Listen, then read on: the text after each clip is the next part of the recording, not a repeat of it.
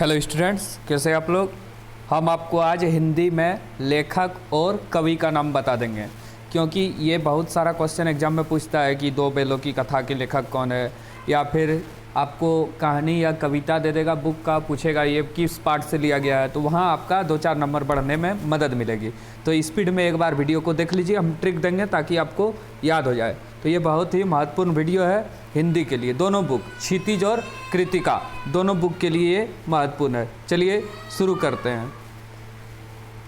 पहला है गदखंड। क्या है? दो बेलों की कथा। इसको लिखा है प्रेमचंद्र। कैसे याद रखेंगे? दो बेल है और दोनों के बीच प्रेम है, तो दो बेलों की कथा किसने लिखा है? प्रेमचंद्र। हीरा और मोती दो बेल था और दोनों के बीच क्या है? प्रेम। या प्रेम जो है दो लोगों के बीच ही होता है। अगला है राहुल संकृतायन। ये लिखा है लहासा की ओर। लहासा की ओर किसने लिखा है? राहुल संकृतायन। अब प्रेमचंद का मूल नाम धनपत्रा है, ये याद रखिएगा। तो लहासा की ओर, लहासा जो है विदेश में है, समझ गए, चीन तिब्बत में। तो विदेश जाने का शौक है राहुल को, राहुल संस्कृतायन, समझ गए। तो विदेश की अपनी सभ्यता संस्कृति है, इस तरह भी याद रख सकते हैं। यन मने यान, हम लोग विदेश जाएंगे यान से, यान, जहाज को यान बोलते हैं हम लोग, इस तरह भी याद रख सकते हैं। श्यामचरण दुबे, ये लिखता है उपभोक्तावाद की संस्कृति, या दुबे सर आप लोग को इंग्लिश में संस्कृत पढ़ाते, इस तरह भी याद रख सकते हैं, समझ गए। उसके बाद है उपभोक्तावाद की संस्कृति, या श्याम मतलब समाचार पत्र में उपभोक्ता के बारे में दिया रहता है। उपभोक्ता मतलब जो खरीद बिक्री करने वाले हैं, परिचार उसमें दिया रहता है। जाबिर हुसैन, ये लिखा है सांवले सपनों की याद। तो सपनों में जाबिर हुसैन जो है उसका सपना आता है सांवला एकदम, या जाबिर हुसैन जो है ये सपनों में आता है, इस तरह करके आप लोग याद रख सकते हैं। या जाबिर हुसैन सांवला दिखता है, इस तरह भी याद रख सकते हैं आप लोग, समझ गए। चलिए आगे देखिए। हरिशंकर परसाई, ये लिखा है प्रेमचंद के फटे जूते।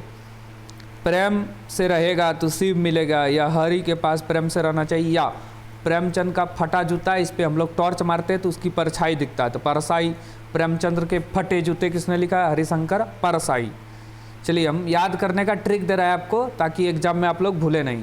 महादेवी वर्मा, क्योंकि आपका पहले इंग्लिश हिंदी एग्जाम होगा और उसके बाद फिर 2 बजे से होगा आपका 1:45 से मैथ और साइंस। तो ध्यान से आप लोग देख लीजिए ताकि आपको कल पछताना ना पड़े, समझ गए। और साथ ही आप लोग मॉडल पेपर और क्वेश्चन बैंक का भी वीडियो देख लीजिए। महादेवी वर्मा, मेरे बचपन के दिन, इसी ने लिखा है।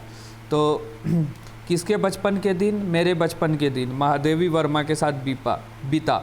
या बचपन में हम लोग वर्मा प्रेस पढ़ते थे, जैसे आप लोग 9 में पढ़ रहे हैं ना वर्मा, तो मेरे बचपन के दिन वर्मा याद रखिएगा, मतलब महादेवी वर्मा, या महादेवी वर्मा अपना बचपन का कहानी हमें सुना रही है, समझ गए। अब चलिए आगे देखते हैं। कबीर, ये लिखा है साखियाँ और सबद। सखी किसका है? कबीर का बहुत सारा सखियाँ है। या सबद, सबद कबीर, कबीर जो है सबद बोलता है, तब हम लोग पढ़ते हैं। ललघद, ये वाक है, वाक को खाओ माने खाना, ललचाना, खाना से ललचाते हम लोग, इस तरह याद रखिए। रसखान सवया, सवया माने सेवई, सेवई हम लोग खाते हैं और रस निकलता है उसमें, मीठा लगता है वो, रसखान, सवया रसखान, इस तरह याद रखिए। केदी और कोकिला, माखनलाल चतुर्वेदी लिखा है। कोकिला माने कोयल, कोयल एकदम लाल होता है, माखन जैसा वो गाता है, मीठा। या केदी जो है ये 4 दीवार का अंदर है, मतलब चतुर्वेदी, 4 दीवार मतलब चतुर्वेदी माने जेल। केदी और कोकिला, माखन लाल चतुर्वेदी, याद हो जाएगा आपको। माखन जैसा मीठा इसका साउंड होता है कोकिला का, कोयल का। सुमित्रा नंदन पंत ग्रामश्री, गांव में जो है नंदन रहता है, या गांव में हम लोग पतंग उड़ाते हैं, ग्रामश्री पंत, पंत माने पतंग, इस तरह याद रखिए, गांव में बच्चा पतंग उड़ाता है। सर्वेश्वर दयार सक्सेना, मेघ आए, मेघ आता है सब जगह, तो सर्वेश्वर या मेघ दयालु है, सबका खेत में पानी भरता ही है, इस तरह याद रख सकते हैं। राजेश जोशी लिखा है बच्चे काम पर जा रहे हैं। तो बच्चे जो है जोश में है, इसलिए बच्चे काम पे जा रहे हैं, इस तरह करके याद रखिएगा। चलिए दूसरा बुक का, क्षितिज बुक का हो गया आपका, क्षितिज का हो गया आप कृतिका। इसमें मात्र 3 ही कहानी है, आएगा तो इसी से आएगा। पहला है इस जल परले में फणीश्वर नाथ रेणु, जल परले से हमें नाथ ही बचाएगा, या ईश्वर, फणीश्वर माने ईश्वर या नाथ, ऊपर वाला ही जल परले से बचाएगा माने बाढ़ से। मेरे संग की औरतें, इसको लिखा है मृदुला गर्ग। औरतें जो है मृदु स्वभाव की होती है, माने मृदु माने दयालु टाइप की होती है, अच्छा धीरे धीरे बोलती है वो, जैसे आप लोग बोलते हैं। आगे है रीढ़ की हड्डी, इसको लिखा है जगदीश चंद्र माथुर, चंद्र।